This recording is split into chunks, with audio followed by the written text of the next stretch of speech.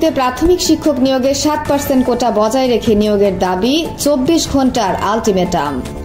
রাঙামাটিতে প্রাথমিক শিক্ষক নিয়োগে 7% কোটা বহাল রাখার দাবিতে বিক্ষোভ ও অবস্থান কর্মসূচি পালন করেছে রাঙামাটি সচেতন নাগরিক ঐক্য।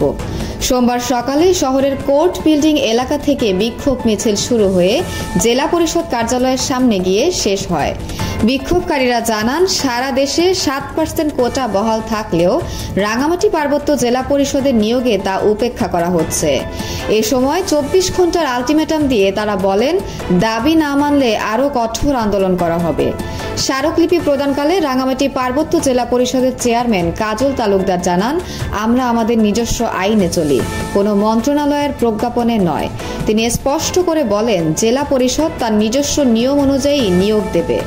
বিক্ষোভে অংশ নেন নানা শ্রেণী পেশার মানুষ। দাবিদারদের বক্তব্য, পার্বত্য জেলা পরিষদের আইনের অপব্যাখ্যা করে উপজাতিদের জন্য 70% কোটা বরাদ্দ সম্পূর্ণ অন্যায্য। নেতাদের মধ্যে উপস্থিত ছিলেন কামাল উদ্দিন, নির্মল বড়ুয়া মিলন, শহীদুল ইসলাম সহ আরো অনেকে। মহুয়া জান্নাত মনি, রাঙামাটি, সময় সংবাদ। বিস্তারিত দেখুন ভিডিওতে। চাই বাঙালি দরকার না আসুক।